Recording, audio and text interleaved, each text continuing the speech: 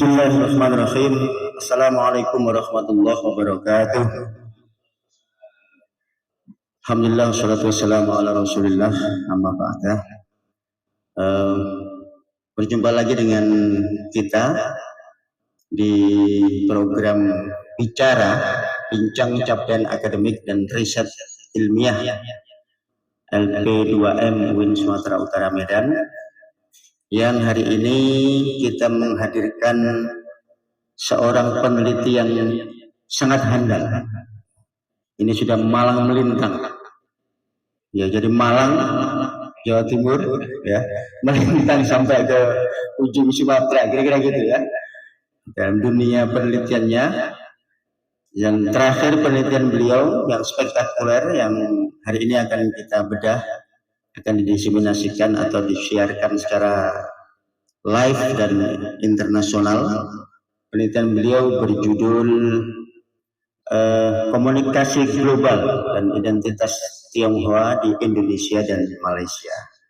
Di tangan saya sudah ada buku, ini juga karya beliau, ya, yang hari ini akan mendiseminasikan hasil penelitiannya. Ini cukup luar biasa bukunya, judulnya adalah Ideologi Kebangsaan versus Entitas Budaya. Nah, siapakah beliau? Nah, yang tadi sengaja saya sebutkan keutamaan-keutamanya dulu, lalu sekarang saya kenalkan beliau adalah Profesor Dr. Hasan Sazali, MA. Nah, Prof, berdiri Prof? Iya. Salam komunikasi, luar biasa. Profesor Hasan Sazali ini sehari-hari bertugas sebagai Dekan Fakultas Dakwah dan Komunikasi UIN Sumatera Utara Medan, dan itu sehari-hari. Kalau semalam-malam beda lagi ya. Kalau sehari-harinya, siang hari menjadi dekan, malam hari tentunya menjadi suami yang baik. Kira-kira gitu, menjadi suami yang baik, menjadi ayah yang baik, dan terus memproduksi karya-karya, baik karya berupa intelektual maupun karya berupa generasi-generasi penerus bangsa. Nah, jadi terus memproduksi itu. Nah, yang kedua, kita juga menghadirkan, karena sudah ada narasumber yang luar biasa atau pembicara yang luar biasa, maka kita hadirkan pembahas yang tidak kalah luar biasanya juga. Beliau berdarah Minang dari Padang, Sumatera Barat, yang tidak asing lagi bagi kita. Beliau ada di Medan, Sumatera Utara ini dalam rangka mengembangkan ilmu pengetahuan dan menjadi dosen di UIN Sumatera Utara Medan. Siapa lagi kalau bukan Profesor Dr. Ahmad Tamrin Sikumbang, MA. Berdiri Prof? Luar biasa. Ini tidak asing lagi bagi kita. Selain beliau adalah orang yang loyal, ya, lalu pemurah hati. Setiap ngopi selalu beliau yang membayar, bukan kita. Nah, itu kebiasaan yang sudah tidak bisa dihilangkan. Mudah-mudahan diteruskan sampai nanti ya, sampai nanti.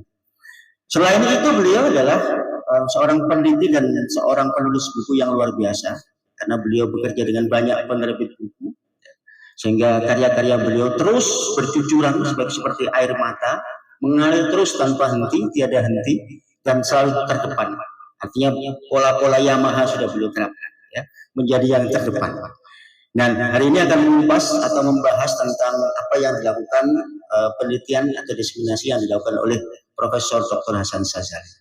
Baik, hadirin sekalian, sebelum kita mendengarkan penjelasan dari Profesor Hasan Sazali dan pembahasan dari Profesor Tamrin, kita dengarkan dulu sekapur sirih, kira-kira gitu ya, sekapur sirih dari ketua kita, ketua LP2M, yang berbadan tegap, berbadan tinggi, berwajah ganteng, dan selalu tersenyum, murah senyum. Nah, ini ciri khas beliau.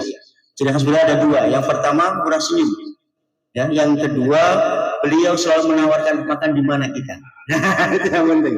Cuma persoalannya sekarang sedang puasa ya. Jadi nanti buka puasa di mana kita. Kira-kira gitu ya. Oke.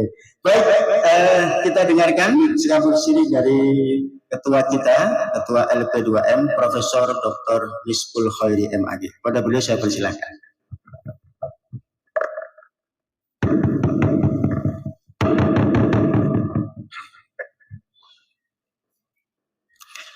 Bismillahirrahmanirrahim. Assalamualaikum warahmatullahi wabarakatuh. Alhamdulillahirabbil alamin. Assalatu wassalamu ala asyrafil anbiya'i wal mursalin wa ala alihi wa sahbihi ajmain. Ihsani ila yaumiddin. Syukur kita kepada Allah Subhanahu wa taala yang senantiasa melimpahkan rahmat, barokah dan ragam kenikmatan kepada kita bersama, termasuk nikmat kesehatan, sehingga kita dapat berkumpul, berhadir dalam rangka menyaksikan sekaligus membersamai LP2M Bicara Faktu, LP2M Bicara bagian kedua yang hari ini akan kita laksanakan dan kita dengarkan secara bersama.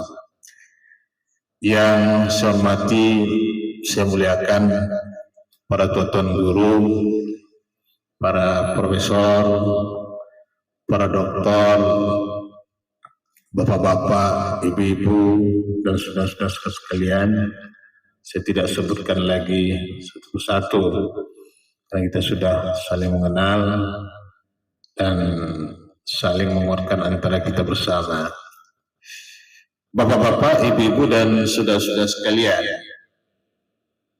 pada hari ini kita melanjutkan kembali LP2M Bicara, bincang capaian riset akademik ilmiah, dan minggu ini menjadi minggu kedua. Selama 1 tahun ke depan ini terus kita langsungkan dengan menghadirkan para peneliti-peneliti handal dari UIN Sumatera Utara yang selama ini telah didanai oleh sumber penelitian dari LPDWP, Morada Air Fund, kemudian BOPTN dan BLU. Jadi seluruh peneliti yang berhasil memenangkan penelitian wajib untuk mendesiminasikan hasil penelitiannya. Ini bagian dari langkah transformasi yang dilakukan oleh UIN Sumatera Utara melalui LP2M. Tujuannya apa? Pertama, kita akan menyebarkan ilmu pengetahuan. Hasil-hasil penelitian yang menjadi temuan para peneliti kita ini harus disampaikan, diketahui oleh masyarakat kampus, diketahui oleh masyarakat pembelajar. Jadi saya selalu katakan penelitian itu tidak hanya berhenti pada laporan dalam bentuk haki, dalam bentuk jurnal, tetapi juga harus diketahui oleh masyarakat pembelajar. Dosen-dosen UIN Sumatera Utara harus mengetahui hasil penelitian Pak Hasan Sazali, harus mengetahui penelitian kawan-kawan yang terlibat melakukan penelitian pada tahun 2005 yang lalu. Karena kita mulai tahun 2026, ya sudah pasti hasil-hasil penelitian tahun 2025 itu kita adopsi, kita akomodir, dan kita diseminasikan. Kemudian hasil penelitian itu memberikan peningkatan dampak nyata. Ada dampak yang dirasakan. Hari ini Pak Hasan Sazali, Dr. Hasan Sazali mendesiminasikan hasil penelitian. Beliau sudah berbicara tentang komunikasi global, komunikasi internasional, melihat identitas etnis Tionghoa baik di Indonesia dan Malaysia. Pasti ini menarik. Kita ingin mengetahui bagaimana peran komunikasi global memberikan identitas kepada etnis Tionghoa dan Indonesia, etnis Tionghoa di Malaysia maupun etnis Tionghoa di Indonesia. Apa perbedaan orang kalau di Malaysia itu disebut, kalau di Indonesia itu disebut apa? Tionghoa Indo ya, Tionghoa Indo. Nah, kalau di Indonesia disebut dengan Tionghoa Indo itu di Indonesia, Tionghoa Malaysia. Tionghoa ini kan salah satu etnis yang dinisbatkan kepada marga Han. Kalau negaranya negara Tiongkok, etnisnya disebut dengan etnis Tionghoa. Jadi saudara-saudara kita ini sekarang sepertinya indikasinya tidak lagi mau disebut orang Chinese, tapi orang ya Tiongkok. Jadi etnisnya adalah etnis Tionghoa. Tentunya menjadi dampak nyata. Dampak nyata itu bisa dijadikan sebagai dasar pengambilan kebijakan. Hasil penelitian Pak Hasan Sazali ini bisa dijadikan dasar pengambilan kebijakan oleh pemerintah, oleh lembaga-lembaga tertentu, atau ya, penggiat-penggiat yang konsen melakukan penelitian terkait dengan baik komunikasi global maupun penelitian yang berbasis budaya dan lain-lain sebagainya. Kemudian selalu saya katakan, kenapa kita buat diseminasi ini? Ini bagian daripada langkah membangun ekosistem riset di Sumatera Utara. Saya merasakan sekali, bapak-bapak dan saudara-saudara sekalian, masih lemah riset kita, tapi belum maksimal, indikasinya belum maksimal. Masih banyak dosen belum memahami bahwa tugas dosen itu adalah tridharma perguruan tinggi. Dia tidak sekedar hanya mengajar, memberikan pengabdian kepada masyarakat, tetapi juga mengintegrasikan dirinya sebagai peneliti. Ini menjadi tugas dosen. Kita selalu dorong, kita selalu sosialisasikan, kita selalu ajak setiap segmen-segmen yang terkait dengan dana penelitian. Nah, tapi masih kita rasakan belum maksimal. Karena itu, bagaimana pendekatan diseminasi? Nah, mudah-mudahan ini membawa warna baru. Ada ketertarikan ekosistem riset kita sehingga melihat ini adalah sesuatu yang menarik dan perlu diikuti. Pak Hasan Sazali ini, Pak Presiden Kopi Pahit, Pak Usi, payah nih diajak tampil. Nah, tapi kalau dalam diseminasi dia mau, karena dia sudah punya bahan, punya data, punya buku lagi. Nanti kita akan dikasihnya buku.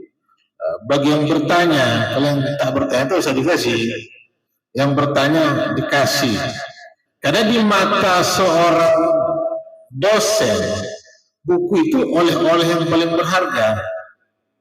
Ilmu, hasil penelitian. Saya selalu kemarin saya dorong di raker itu. Kita tidak lagi pada haki sebenarnya, tapi kepada hak paten. Hasil-hasil penelitian kita itu harus kita hak patenkan guna memberikan penguatan UIN Sumatera Utara. Jadi inilah bapak-bapak, ibu-ibu dan saudara-saudara sekalian, kita selenggarakan diseminasi hasil penelitian ini melalui program LP2M Bicara. Jadi sekarang ini banyak orang bertanya, Pak Presiden, Bang Tambuse, kenapa sekarang ketua LP2M sering dioperasi? Dalam pikir orang mungkin transaksi uang atau minjam uang. Bukan, kita sengaja memberikan penguatan. Koperasi ini tempat yang menarik, nyaman, punya pangsa pasar dia sudah. Sekaligus juga menambah geliat ekonomi koperasi. Saya sengaja minta slot waktu kepada Pak Presiden Kopi Pahit untuk menyiapkan tempat, ya, sekaligus juga sarana sehingga ini terlaksana secara baik. Insyaallah, alhamdulillah, apa yang kita mintakan beliau penuhi, dan hari ini merupakan lanjutan kedua dari diseminasi yang kita lakukan. Tentunya Bapak-bapak, Ibu-ibu dan saudara-saudara sekalian, yang saya katakan tadi, sebagai seorang dosen, sebagai masyarakat pembelajar, segala informasi apapun bentuknya ini harus kita nikmati. Saya cukup menikmati beberapa diskusi yang sudah kita lakukan di sini, baik dilakukan oleh Kopi Pahit sendiri ataupun LP2M bicara. Ya. Insting dosen kita itu mendorong kita untuk duduk. Jadi saya selalu katakan, kalau ada diskusi seperti ini, masih ada dosen tak peduli bolak-balik depan kita, tak menyadari ini penting, ini sejatinya belum dosen secara utuh, terkecuali dia punya keperluan. Tapi kalau dosen yang profesional itu, ini informasi, ini ilmu, ini berbagi ilmu, ini menarik, harus kita nikmati. Ini suguhan intelektual yang harus kita nikmati. Apalagi hari ini kita berbicara tentang komunikasi global melihat etnis Tionghoa di Indonesia dan Malaysia.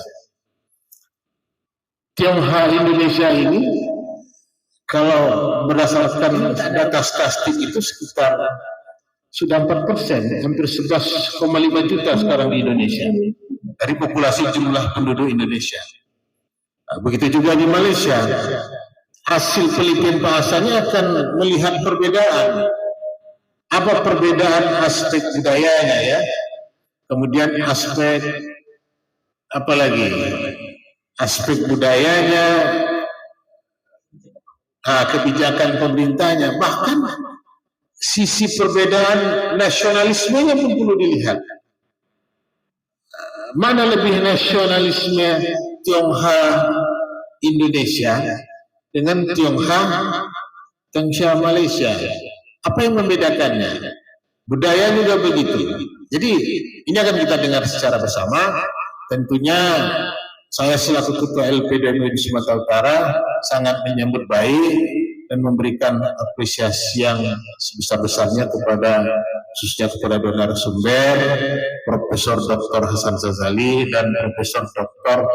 Tamrin Sukumbang. Keduanya ini pakar komunikasi. Pak Hasan pakar komunikasi pembangunan, ya, dan Pak Tamrin pakar komunikasi Islam. Berarti sama dengan Pak Asrad. Tapi Pak Asrad berguru dengan beliau. Jadi siapa duluan profesornya itu guru dari yang belum profesor. Baik, Bapak-bapak, Ibu dan saudara-saudara sekalian, sekali lagi saya katakan terima kasih. Semoga diskusi ini berjalan lancar dan sukses. Begitu juga sampai ke depan. Saya sekali lagi mengucapkan terima kasih kepada Pak Presiden Kopi Pahit, Pak Usiono dan jajarannya, juga narasumber, dan yang telah memberikan memfasilitasi sarana ini sehingga berjalannya diskusi diseminasi hasil penelitian UIN Sumatera Utara. Lebih dan kurang, ala kulli hal, wallahu muwaffiq ila thoriq. Assalamualaikum warahmatullahi wabarakatuh. Waalaikumsalam warahmatullahi wabarakatuh. Kita berikan tepuk tangan yang meriah untuk Ketua LP2M. Baik, tadi kita sudah mendengarkan sambutan yang luar biasa dari Ketua LP2M, dan Bapak-bapak sekalian, Ibu-ibu sekalian, kita di sini semua sudah hadir, ya, bahkan lebih dari kuota yang kita sediakan. Kuota yang kita sediakan hanya sekitar 75 peserta, yang hadir ini berlipat sekitar 175-an lah, 175. Sehingga ini tentu menandakan bahwa atmosfer ilmu pengetahuan di UIN Sumatera Utara ini sudah mulai bergeliat, dan itu cukup kita banggakan. Baik, langsung kita masuk ke pokok dan intinya. Kita akan mendengarkan paparan temuan dari Profesor Hasan Sazali terkait penelitian beliau komunikasi global dan identitas Tionghoa di Malaysia dan Indonesia. Oke, sebelum itu mari kita merefleksikan sedikit terkait bagaimana komunikasi identitas membentuk sebuah kekuasaan. Misalkan kita tentu ingat ada seorang tokoh namanya Michel Foucault yang bukunya yang sangat terkenal adalah The Archaeology of Knowledge, The Discourse Studies. Di situ saya punya bukunya itu, dan buku ini cukup langka, mungkin di Indonesia jarang ada yang punya, tetapi kebetulan saya punya karena dulu saya pernah kuliah di Malang dan itu menjadi kajian utama. Di buku itu Foucault mengatakan bahwa identitas seseorang itu dibentuk dari hasil komunikasi eksternal dan internal yang kemudian dia memunculkan sebuah kekuasaan. Nah, barangkali ini relate dengan apa yang akan dibahas oleh Profesor Hasan Sazali terkait komunikasi global, bagaimana mendikap gitu ya identitas Tionghoa di Indonesia dan Malaysia. Langsung saja tanpa tunggu lama, saya persilakan kepada Profesor Hasan Sazali untuk mengupas tuntas terkait hasil penelitian beliau. Kami persilakan, silakan Bro. Terima kasih. Assalamualaikum warahmatullahi wabarakatuh. Yang sama-sama kita hormati Ketua LPPM UIN Sumatera Utara, yang sama kita hormati Profesor Dr. Haji Ahmad Nabil Sekumbang selaku pembedah pada kesempatan pagi hari ini. Yang saya hormati Mas Latif SD, Dr. Usiono MPD, MA, Dr. Usiono MA, yang paling ganteng se-UIN Sumatera Utara. Ada Bang Iwan juga, ada Prof. Ziaul Haq, ada guru-guru saya semua di sini. Mohon maaf tanpa mengurangi rasa hormat tidak saya sebutkan satu persatu.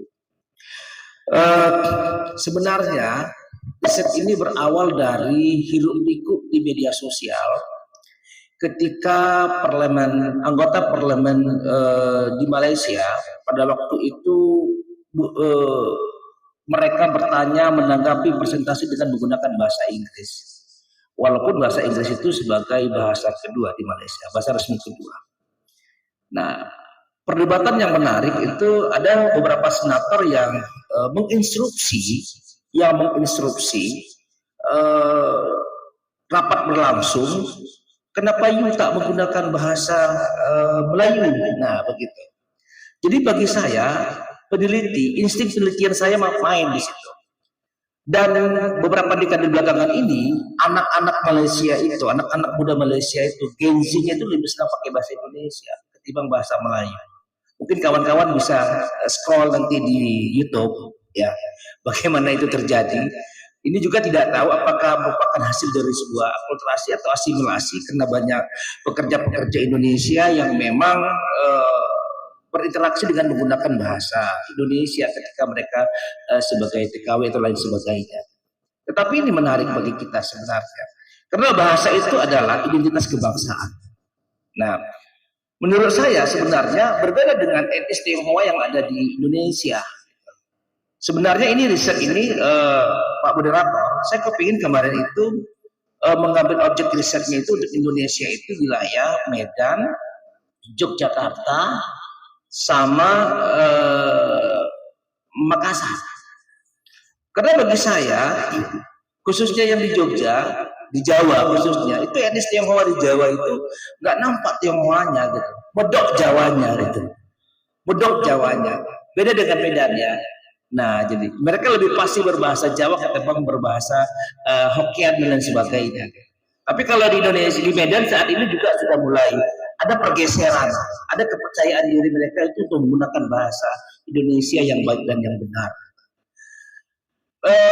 Kembali lagi, insting riset saya main di sini, bahwa ada sesuatu yang menarik untuk kita teliti. Dua entitas satu entitas yang sama, tetapi hidup di dua model relasi kuasa yang berbeda kalau kita mengambil teori-teori sosiologi. Nah, jadi akhirnya karena juga dana BOPTN Pak Dispul ini internasional karena berkurang, akhirnya saya coba putar kemana, saya ambil, kalau Malaysia kan dekat ya, maksudnya ini sebenarnya sampel yang saya ambil di Malaysia itu dari mulai Pulau Penang, lalu ke Kedah, lalu saya ke Selangor, lalu ke KL. Jadi saya nggak sampai ke wilayah Terengganu, saya nggak sampai. Perak saya ambil gitu ya, karena sebenarnya entitas Tionghoa yang kuat itu tuh salah satunya di Perak kalau di Malaysia.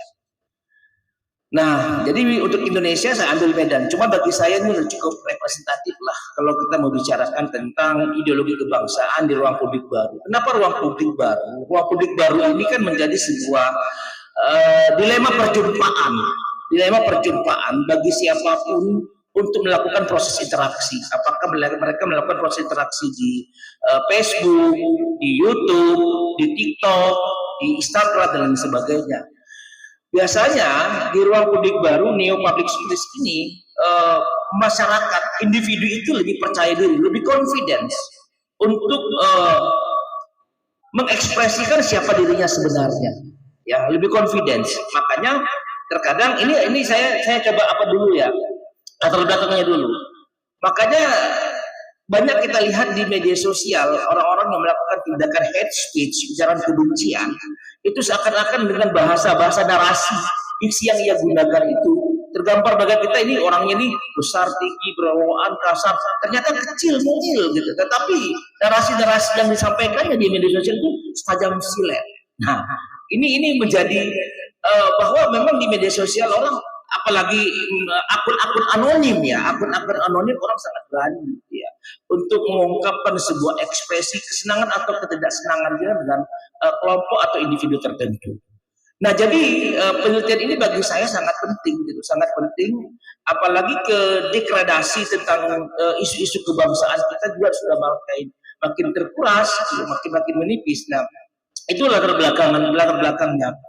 Nah, lalu yang membuat perbedaan secara signifikan ya, ini penelitian ini menggunakan penelitian riset kuantitatif, tapi juga saya melakukan pendalaman terkait tentang teman-teman variabel. Saya menggunakan kualitatif juga, pertanyaan-pertanyaan, tapi lebih dominan kuantitatifnya, mau melihat relasi hubungan antara variabel dengan variabel terkait tentang ideologi kebangsaan yang ada di media sosial di dua negara, etnis Tionghoa, Indonesia dan Malaysia. Yang paling menarik, saya coba melakukan wawancara kepada beberapa mahasiswa di universitas top lah di Malaysia, Universitas Kebangsaan Malaysia, University of Malaya, UM yang masuk top 10 Asia gitu ya. Saya coba bertanya dengan menggunakan bahasa Melayu. Saya nggak menggunakan bahasa Indonesia, saya nggak menggunakan bahasa Inggris, saya coba menggunakan bahasa Melayu. Mereka jawab, mereka nggak paham apa yang saya sampaikan. Ini menarik bagi saya. Mereka nggak paham apa yang saya sampaikan. Lalu saya coba, karena saya menggunakan peneliti kedua kita dari UM sendiri, Prof. Dr. Muhammad Samsul. Lalu Prof. Samsul itu coba membahasakannya dengan pakai bahasa Inggris. Baru mereka paham. Berarti ini ada masalah serius tentang ideologi kebangsaan di Malaysia pada saat ini. Bahasa Melayu itu sudah mulai terpinggirkan, ya, oleh anak-anak generasi Gen Z khususnya. Makanya kan sebagai tolak ukur kita, ini kan riset ini berawal dari hiruk pikuk ya, kegaduhan di media sosial anggota parlemen ketika dia bertanya dengan menggunakan bahasa Inggris bukan bahasa Melayu. Nah, banyak hal-hal yang mereka juga tidak paham. Bagi saya ini aneh gitu ya, bagi saya aneh. Pertanyaan mendalam saya kepada beberapa yang yang saya wawancarai, saya tanyakan, apakah kamu pernah melakukan proses asimilasi, berinteraksi dengan di luar etnis Tionghoa? Jarang. Bahkan ada orang yang tidak pernah. Karena mereka itu sekolahnya itu sangat eksklusif, dari mulai kalau taman kanak-kanak di Malaysia istilahnya apa? Tadika ya. Nah, itu sudah mulai etnis ya, sekolah etnis Tionghoa. SD-nya di situ juga, SMP-nya di situ juga, SMA-nya di situ juga, mereka bergaul, mereka kuliah juga, cari universitas yang memang kelas-kelas internasional. Ini masalah serius sebenarnya. Nah, Lalu yang kedua, di Malaysia itu ternyata banyak anak-anak muda Gen Z itu yang tidak percaya diri untuk menggunakan bahasa Melayu. Ya, tidak percaya diri untuk menggunakan bahasa Melayu. Karena agak celat, nanti kalau sudah celat nanti banyak bully di media sosial. Nah, tapi yang paling dasarnya terkadang masyarakat juga, pelaku media juga, jurnalis juga melakukan pembulian gitu. Begitu juga ketika mereka menggunakan bahasa Tionghoa misalnya. Misalnya nih kayak Imlek ya, mereka menggunakan bahasa Tionghoa terkadang pronunciation Tionghoanya ini nggak pas gitu loh. Itu juga dibully. Jadi mereka bilang kami lebih confident itu berbahasa Inggris. Kalau untuk ruang publik, wah, ini bahaya ini saya pikir. Etnis Tionghoanya juga dia nggak pede, ya dengan bahasa Tionghoanya juga nggak pede. Kalau di ruang publik di ruang publik untuk menggunakan bahasa Melayu apalagi gitu. Nah, ternyata ini tidak hanya sampai ke batasan ke generasi Gen Z yang menjadi salah satu lokus riset saya, tetapi juga banyak politisi-politisi, pebisnis juga gitu. Mereka itu tidak confident ya ketika menggunakan bahasa Tionghoa atau bahasa Melayu. Mereka lebih confident menggunakan bahasa Inggris. Nah, karena katanya kalau menggunakan bahasa Inggris itu yang awal mulanya second class naiknya menjadi high class. Jadi bahasa juga itu sebenarnya nanti Mas Latif juga bisa menambahkan, bahasa itu juga bisa menentukan struktur sosial seseorang atau kelompok tertentu gitu. Ini saya agak beralih sedikit ya. Kalau di Arab Saudi, kalau kita sama askar-askar itu dengan menggunakan bahasa Arab, kita ngomong pakai bahasa Arab, nanti kita dipikirnya TKI. Tapi kalau kita menggunakan bahasa Inggris, oh berarti ini orang berpelajar. Nah, ini kalau di Saudi gitu. Dan hampir mirip-mirip. Saya lihat gitu. Bahasa itu juga bisa menentukan identitas, sebenarnya identitas struktur masyarakat tertentu. Nah, makanya coba di sini saya tidak hanya menggunakan teori komunikasi lintas budaya Prof. Tamrin, tetapi saya juga menggunakan teori relasi kuasa untuk melihat bagaimana intervensi pemerintah, bagaimana negosiasi pemerintah dan masyarakat dengan kelompok etnis tertentu itu dalam proses komunikasi, interaksi baik di ruang publik baru di media sosial maupun di dalam kehidupan keseharian. Walaupun lokusnya itu lebih banyak di ruang publik baru. Next, ya selesai kita di Malaysia. Nanti kawan-kawan boleh cek di YouTube, itu banyak sekali persoalan kegaduhan ketika identitas kebangsaan itu menjadi satu hal yang serius yang memang diperbincangkan pada saat ini. Di Indonesia berbeda.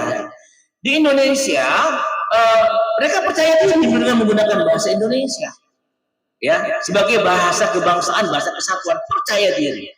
Nah, akan tetapi ada persoalan yang serius ya, khususnya Gen Z pada saat ini gitu. Trauma masa lalu pada daerah Orde Baru ya. Ketika ya kita tidak tahu menggunakan diksi apa, tetapi ada semacam penekanan ya secara sistematik oleh pemerintah pada saat itu terkait tentang kelompok-kelompok etnis semua. Nah, sehingga mereka itu pada waktu itu ya Mas Latif, mereka banyak menggunakan misalnya kayak kawan saya SD itu ada namanya Akengkeng, Tuan Cen Mu'in, tapi mereka ganti pakai bahasa misalnya namanya Diana, Susilawati gitu. Kayak adik-adik bulu tangkis kita lah gitu. Tetapi mereka itu juga punya nama Cina, juga punya nama Indonesia. Gitu. Ini ada trauma-trauma masa lalu. Nah, sehingga mereka itu untuk mengekspresikan secara all out who am I? Siapa saya sebenarnya gitu. Itu masih agak takut-takut gitu. Agak takut-takut. Saya nggak tahu apakah dengan perayaan Imlek di tahun-tahun ini sudah berubah ya. Kan perubahan yang paling terasa kita itu kan pada masa Presiden Gus Dur ya. Ketika diakuinya agama Konghucu misalnya sebagai agama resmi negara gitu. Lalu perayaan-perayaan Imlek juga sudah mulai banyak gitu. Nah, tetapi kekhawatiran itu masih ada gitu.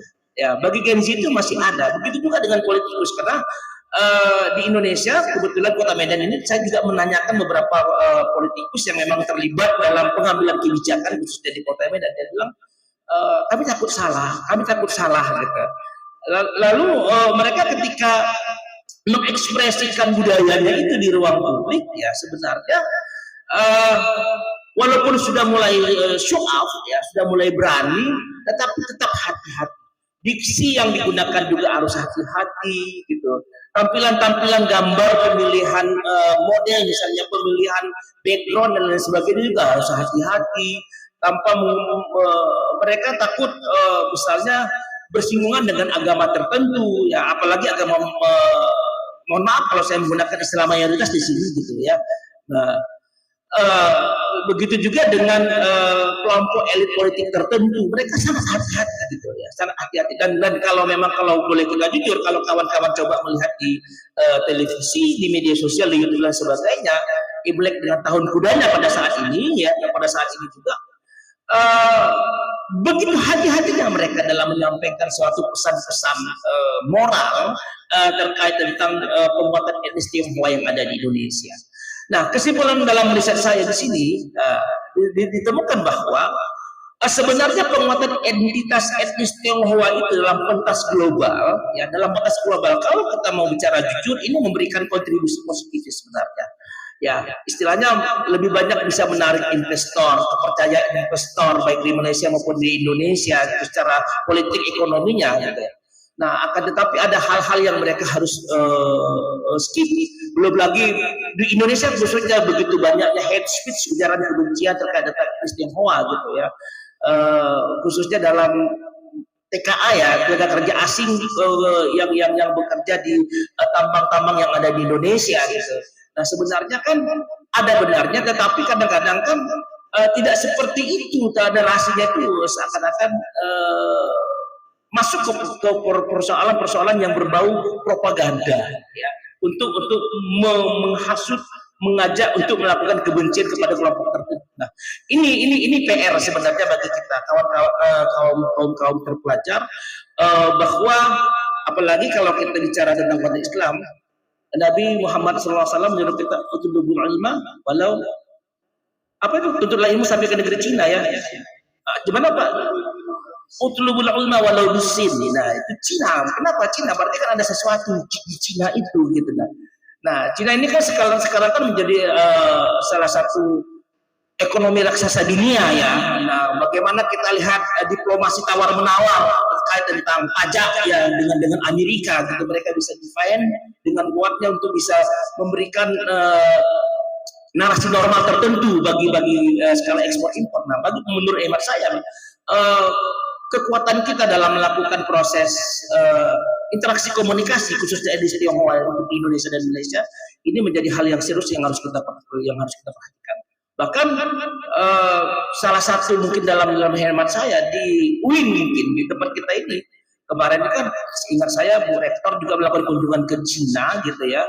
Sudah saatnya bahasa Tionghoa, bahasa Mandarin itu diperkenalkan dan budaya.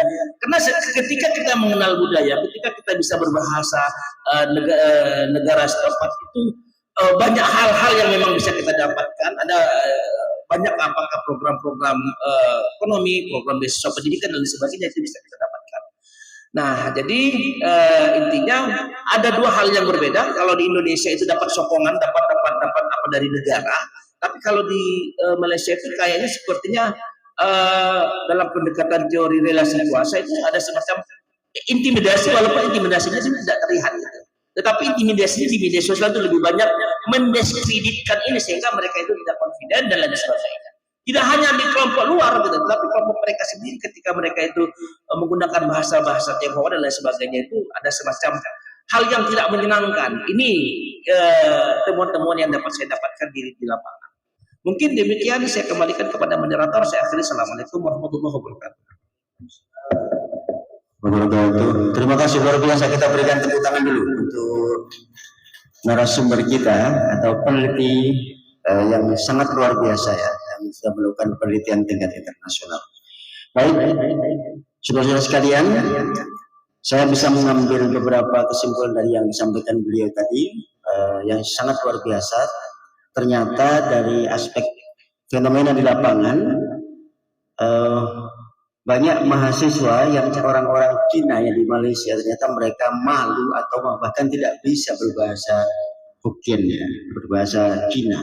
Ini menarik ini, apalagi kalangan Gen Z yang seharusnya bisa melestarikan bahasa ternyata tidak. di mana beberapa aspek juga mempengaruhi bahwa kajian-kajian Profesor Hasan Sazali ini bukan hanya dari aspek komunikasi, tetapi juga bagaimana linguistik berperan di situ. Nah, ini kita tentu langsung ketika bicara language and power atau bahasa dan kekuasaan, itu teori yang paling besar ada teorinya Norman Fairclough, kan gitu. Nah, Norman Fairclough ini kajiannya khusus pada aspek bahasa dan kekuasaan atau language and power. Ini artinya bahwa yang dilakukan oleh Profesor Hasan Sazali ini tidak hanya dari satu aspek, tapi lintas gitu kira-kira. Tidak hanya dari aspek komunikasi, tapi juga aspek bahasa itu sendiri, bahasa komunikasi, bahkan pada aspek budaya, bahkan pada aspek bagaimana bahasa diaplikasikan dalam konteks komunikasi yang shaping culture, membentuk budaya. Nah, ini menarik, ini keren, dan penelitian beliau ini berdampak luas saya rasa pada semua aspek, ya, aspek sosial, budaya, aspek bahkan pada dalam konteks keagamaan, karena tadi disinggung bagaimana orang Medan takut, ya, Cina Medan itu takut ketika bicara terkait agama, apalagi agama yang mayoritas di sini yaitu agama Islam. Mereka takut dan hati-hati bicara. Nah, kalau orang Jawa, Cina di Jawa, Surabaya itu Pak Hasan, nama mereka bukan lagi nama Cina, tapi sudah Wijaya, Hemiro, Susilo, gitu ya, Kartika, Purnomo ada. Nah, tapi saya bukan Cina, ya, saya asli Jawa, asli Makoko. Purnomo bukan keturunan Cina, gitu ya. Sekalipun ada juga orang Cina yang namanya Purnomo. Oke, itu sangat menarik dan cukup jadi catatan kita untuk nanti kita akan bertanya. Saya yakin ini karena sekitar 250 nih Pak Tamrin yang hadir, ya. 250 orang ini masing-masing hati-hati dan sanubarinya ada keinginan untuk bertanya, untuk mendalami apa yang ditemukan oleh Profesor Hasan Sazali tadi. Namun sabar dulu, kita akan dengarkan dulu ulasan pembahasan dari pembahas kita atau pembedah, ya, tepatnya karena ini penelitian, hasil penelitian namanya bukan pembedah tapi pembahas, kira-kira gitu, bukan pembanding, ya, tapi pembahas terkait apa yang ditemukan oleh Profesor Hasan Sazali tadi, tapi dari sudut pandang keilmuan beliau. Ini intinya, karena diseminasi itu harus ada orang yang membahas dari sudut pandang keilmuannya. Dan kebetulan beliau keilmuannya adalah dari aspek sama-sama komunikasi, tetapi berbeda objeknya, ya Bro. Dan ya kita ketahui berbeda genre, ya genre Bro, bukan genre. Nah, bahasanya genre, berbeda genre, gitu ya, berbeda model, tapi saya rasa dua-duanya adalah sama-sama punya kapasitas yang sangat besar untuk bicara terkait komunikasi. Tanpa panjang lebar, tanpa panjang dalam, saya persilakan langsung Profesor Ahmad Tamrin Sikumbang yang murah senyum dan murah hati, murah memberikan uang. Selalu, ya. Silakan Bro. Baik. Terima kasih. Assalamualaikum warahmatullahi wabarakatuh. Alhamdulillah, salatu wassalamu ala Rasulillah wa ala alihi wa sahbihi wa mawala. Yang saya hormati peneliti kita yang juga dekan Fakultas Dakwah dan Komunikasi, Bapak Profesor Dr. Hasan Sazali, MA. Yang saya hormati siapa duluan? Presiden dulu? Nggak kena reshuffle kalau nggak dulu. Presiden, ya, atau bisa masuk apa ya, kabinet, ya, supaya bisa masuk kabinet. Presiden Bapak Usiono, tokoh-tokoh kopi pahit lah ini, ada Pak Dr. Andes Tambusai, ada Ketua LPM Pak Profesor Nispul, LP2M, ya, LP2M awal itu kadang-kadang suka silat itu. Ini moderator ini yang sengaja diimpor dari Australia di pas Dr. Mas Latif. Kemudian ada Ketua Prodi S3 ini yang baru hadir, Dr. Ahmad Sampurna, mantan Kadis ini, sekarang Ketua Prodi S3. Ngeri. Dan banyak lagi ini yang lain-lain, ya, yang cewek-cewek ini juga banyak di Kaprodi, ya kan, Ibu Isma Haji dari Kahmi, ya, sengaja dari Kahmi Medan, itu Ibu Kamel dan staf-stafnya dan lain-lain, saya kira yang tidak disebut satu persatu. Ya, jumlahnya tadi kata moderator sekitar 2.500 orang katanya. Oke. Saya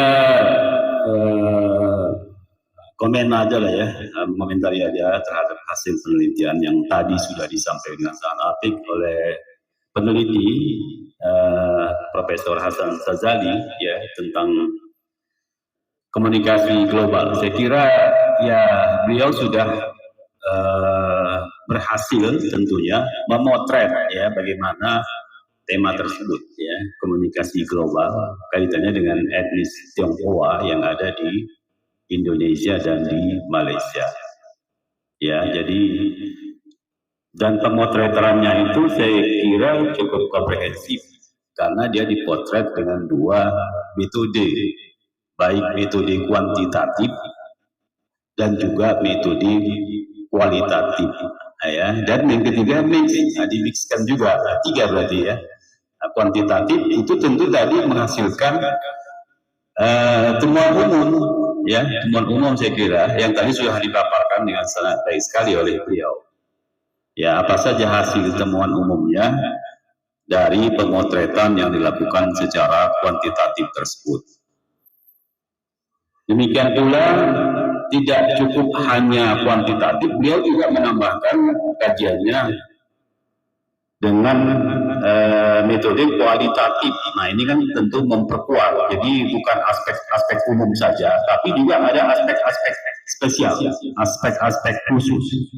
Yang tadi juga sudah dipaparkan, contoh case ya, parlemen di Malaysia, kemudian Gen Z, yang mereka itu apa ya, macam ada krisis identity ya, krisis identitas, nah gitu. Jadi secara kualitatif itu dia sifatnya aspek-aspek yang spesial, aspek-aspek khusus. Ya saya kira itu juga tentu memperkuat temuan hasil penelitian yang kemudian ditambah lagi tentu dengan memadukan atau memixkan kedua metode penelitian tersebut. Ya, berupa mix method yang hasilnya saya kira tadi sudah disimpulkan bagaimana kajian ini temuan-temuannya dipaparkan. Saya kira kajian ini tentu merupakan kajian yang sangat menarik saya kira, terutama dari sudut pandang disiplin ya komunikasi ya, komunikasi mungkin juga ada nuansa sosiologi ya, atau antropologi juga ya, karena komunikasi ini kan satu disiplin ilmu yang sifatnya interdisipliner ya, dia tidak hanya tunggal tapi dia juga berjoin dengan berbagai disiplin ilmu sosial yang lainnya. Jadi dalam konteks komunikasi ya tentu ini disebut istilahnya yang digunakan itu komunikasi global. Komunikasi global ini, saya kalau ada istilah global ini teringatlah awak istilah think global itu kan, think global, act locally. Nah ini dia. Jadi berpikirnya global, bertindaknya lokal. Jadi kalau peneliti kita ini dia think-nya global, act-nya global, and lokal. Nah gitu ya. Jadi dia berpikirnya global, bertindaknya juga global, dan juga lokal. Wajahnya juga global. Ya, itu sendiri ya, itu nggak ada Sri Monang. Jadi itu dia ya. Kalau awak ini kan apa? Tingnya aja global, act-nya lokal. Nah, ya kan. Awak kan main lokal aja, copy paste aja main awak. Hasan kan PKL. Ya, itu dia. Jadi ini dalam konteks komunikasi tentu menarik ya, sangat menarik komunikasi global. Jadi kalau secara global seperti itu, dan memang ya globalisasi ya, kalau globalisasi itu ada istilah small village ya. Jadi dunia di sekarang ini kan memang macam kampung kecil aja ya kan, Pausi ya kan. Kemarin ikut ke kampung tengah, kampung kecil atau kampung tengah ya, Punggahan. Remustaka. Ya, small village. Kalau globalisasi ada istilah small village. Jadi sekarang ini dunia ini memang ya macam small village saja ya. Jadi nggak ada jarak aja, macam nggak ada batas, macam nggak ada sekat. Ya, gitu aja sekarang ini, kecil aja. Kemana-mana mudah aja, gampang aja, cepat aja. Kalau tak salah Presiden Prabowo sekian kali di Amerika. Apa sekarang posisi di Amerika juga. Sudah kesekian kali, dekat sekali Amerika dulu. Ya Pak Usi ya, awak kopi pahit aja. Jadi small village ya.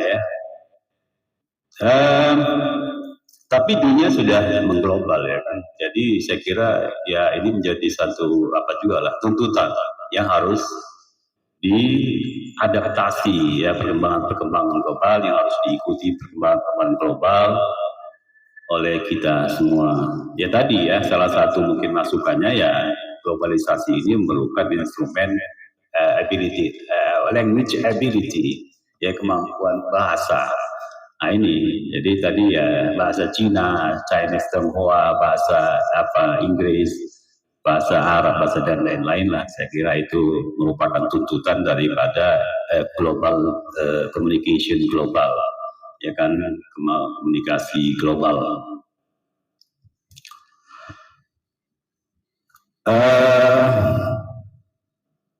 Dalam konteks komunikasi tentunya ini komunikasi etnis Tionghoa di Indonesia dan di Malaysia. Bagaimana komunikasi etnis Tionghoa di Indonesia dan di Malaysia. Kemudian ternyata kaitannya ini dengan komunikasi global tadi ya. Jadi komunikasi budaya, cultural communication, komunikasi budaya. Ya, komunikasi budaya global. Ya, itu ya. Jadi etnis Tionghoa di Indonesia dan di Malaysia, bagaimana kaitannya tadi juga rupanya dengan ideologi kebangsaan, ya, ideologi kebangsaan. Nah, jadi kaitan ideologi kebangsaan dengan etnis Tionghoa ini, bagaimana ideologi kebangsaan ini dalam kaitan dengan etnis Tionghoa di Indonesia dan di Malaysia. Saya kira tadi temuannya sudah dipaparkan, saya tidak akan mengulang lagi. Tapi memang tentu ada poin-poin yang sudah positif, tapi ya tentu masih terdapat banyak poin-poin yang masih negatif tadi kalau temuan-temuan tadi. Yang sudah positif itu ya sebetulnya di Indonesia sendiri kan etnis Tionghoa ini kan hari ini itu eksistensinya itu sudah cukup eksis ya. Bahkan presiden kita aja kan ada apanya juga kalau nggak salah ya, etnis Tionghoa. Jadi nilai bangsaannya juga sebetulnya nggak begitu persoalan.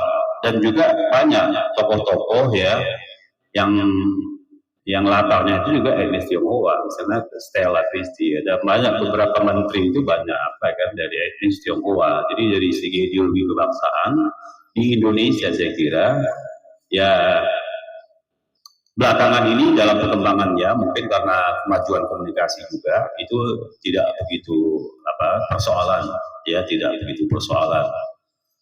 Ya itu saya kira juga menyangkut aspek-aspek budaya.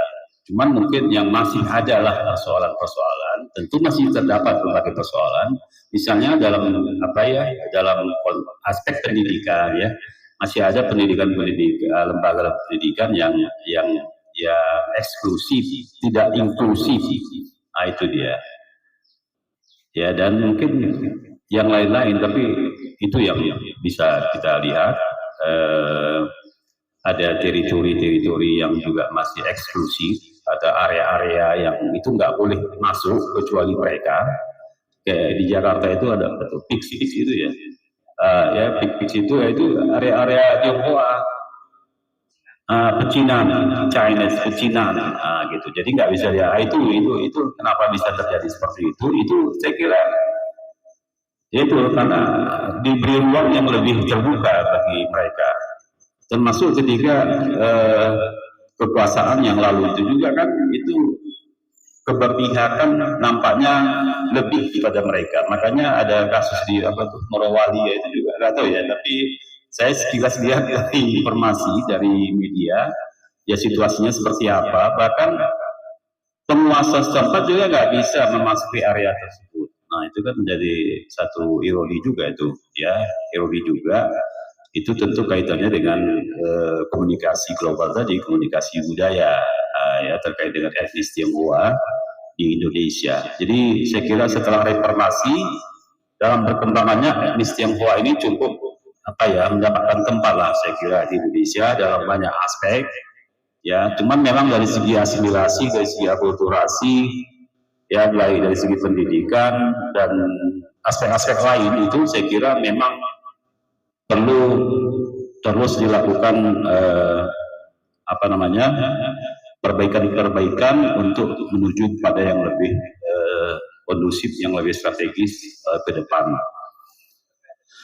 Kalau di Malaysia, ya tadi sudah dipaparkan juga, saya kira bagaimana komunikasi global etnis Tionghoa ini di Malaysia, sampai tadi disebut mereka itu lebih banyak menggunakan bahasa Inggris, gitu ya. Mereka tidak begitu memahami bahasa Melayu. Saya kira itu juga mungkin kaitannya dengan ideologi kebangsaan Malaysia dan bagaimana mereka mensosialisasikan, bagaimana pemerintah Malaysia mengedukasi ya kan masyarakatnya di sana itu dalam konteks ideologi kebangsaan, sehingga kenyataannya terdapat hal-hal yang semacam itu ya. Jadi apalagi mereka memang kan karena latar mereka itu dijajah oleh Inggris, mereka itu memang lebih familiar, lebih usually itu English communication ya, use English communication. Kalau kita pernah di sini dulu banyak orang Malaysia, mahasiswa dari Malaysia, mereka itu lebih lancar, lebih biasa juga mereka menggunakan Inggris dalam daily conversation-nya ya, dalam komunikasi mereka sehari-hari dengan menggunakan bahasa Inggris. Nah, jadi karena ya itu bahasa Inggris itu yang tadi seperti disampaikan bahasa kedua di Malaysia. Jadi dan mereka lebih sering itu menggunakannya. Jadi cenderung hampir bisa gitu. Kebanyakan daripada orang-orang Malaysia itu menggunakan bahasa Inggris itu.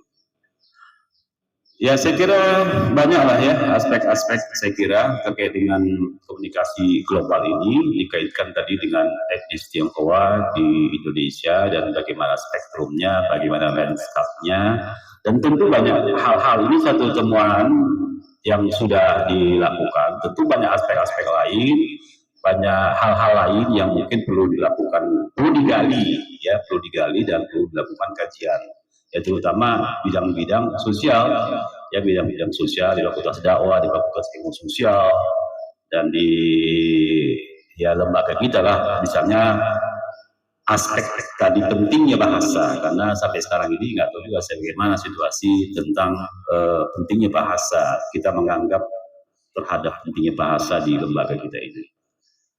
Saya kira itu mungkin banyak nanti dari tanggapan dari peserta-peserta yang lain ini yang akan memberikan tanggapan terhadap hasil penelitian oleh Prof. Hasan tadi. Saya kira demikian yang bisa saya sampaikan. Terima kasih, mohon maaf. Assalamualaikum warahmatullahi wabarakatuh. Luar biasa di desa yang kecil, yang artinya tidak lagi kita bicara tentang jarak, ruang dan waktu, tetapi bicara tentang kesempatan. Artinya dimanapun kita berada kita sudah sempat, sudah bisa ngobrol dengan kawan melalui Zoom ya Prof, sudah bisa pacaran gitu ya, kalau yang anak-anak muda melalui TikTok, melalui Zoom, sudah bisa ketemu dengan istri yang LDR, yang satu di Amerika, yang satu di Indonesia, karena masalah, nggak ada persoalan. Kenapa? Karena ada Zoom gitu ya. Nah bisa juga bercinta melalui Zoom, tapi jangan ngeres Pak Uzi. Bercinta melalui Zoom itu artinya melakukan diskusi-diskusi ilmiah ya di dalam Zoom dan seterusnya. Artinya small village yang dikatakan oleh Profesor Tamrin tadi adalah bagian dari sebuah konsekuensi logis adanya media sosial. Kira-kira gitu ya Prof. Tamrin ya, adanya media sosial yang itu kemudian inline atau selaras sejalan dengan apa yang ditemukan oleh Profesor Hasan Sazali tadi, bahwa media sosial itu digunakan oleh para Gen Z China, Gen Z China yang ada di Indonesia dan ada di Malaysia, untuk bagaimana mereka mempertahankan identitas mereka, resilient gitu ya, community resilience. Cuman persoalannya adalah community resilience ini kalau di orang-orang yang kaum generasi tua itu seperti apa? Apakah mereka tetap menggunakan pola-pola lama, bahasa-bahasa yang digunakan juga hanya Hokkien gitu ya untuk komunikasi mereka sehari-hari, atau bagaimana? Di kaum menengah begitu juga, itu pertanyaan. Apakah community resilient mereka masih menggunakan pola lama atau sudah mulai adaptif dengan pola baru? Kalau yang Gen Z sekarang mungkin mereka sudah sangat adaptif ya dengan pola-pola baru dengan menggunakan media-media sosial. Saya ingin memberi tahu sesuatu, kajian terkait ini itu dikaji dalam aspek yang terbaru ya, itu dikaji namanya manufacturing concern oleh Noam Chomsky. Itu seorang komunikator Amerika, ahli bahasa, ahli komunikasi, ahli politik juga, Prof. Hasan, Noam Chomsky namanya. Beliau bukunya sekarang ini namanya manufacturing concern. Artinya media sosial itu bisa merangkai semuanya, membentuk budaya, menegasikan budaya, menyampaikan hal-hal penting, gitu ya, shaping identity dan seterusnya itu melalui media sosial. Media concern, manufacturing concern tadi itu. Nah ini inline dengan apa yang dikatakan oleh Profesor Hasan, bahwa temuan beliau di Malaysia itu mereka tak pandai bahasa Melayu ya, mereka pandainya bahasa Inggris. Kenapa? Karena terpengaruh media sosial. Gitu. Kira-kira seperti itu. Nah ini mungkin perlu kita kaji lebih dalam lagi, perlu kita tanyakan kepada Prof. Hasan Sazali dan Prof. Tamrin seperti apa dan bagaimana pola-pola kehidupan etnis Tionghoa di Indonesia dan di Malaysia, khususnya yang mereka yang tua, mereka yang setengah tua atau yang dewasa, dan mereka yang masih dalam kategori adult atau mereka-mereka yang kategori remaja. Baik, ini tentu sudah banyak ya di hati kita masing-masing mau bertanya, mau klarifikasi dan sebagainya. Saya persilakan dulu bagian sebelah sana itu utara apa selatan, Bos? Barat Daya, ya, bagian Barat Daya, sekitar berkumpul ada 350 orang. Nah, ya, sepertinya yang berjilbab kuning sudah dari tadi tunjuk tangan ya kan? Ada 30 yang tunjuk tangan. Saya pun tawarkan melalui penelitian ini ada istilah-istilah atau terma-terma baru yang menurut Brown and Gill itu namanya naming ya. Jadi naming dinamingkan bahwa naming itu juga membentuk identitas, dan dia misalkan Cina kebun sayur tadi dan Cina Acimara Asin tadi itu dinamingkan gitu ya, menjadi satu terma akademik yang kemudian bisa diangkat melalui penelitian Profesor Hasan Sazali. Kira-kira gitu ya usulan dari Prof. Zia sama Prof. Tambu saya. Saya beri kesempatan kepada Prof. Hasan Sazali untuk menanggapi dua penanggap tadi, bukan penanya ya sebenarnya, tapi valuable insight atau memberikan masukan yang keren, tambahan pengetahuan, atau juga ada pertanyaan dari Profesor Zia tadi. Silakan Profesor Hasan. Ya.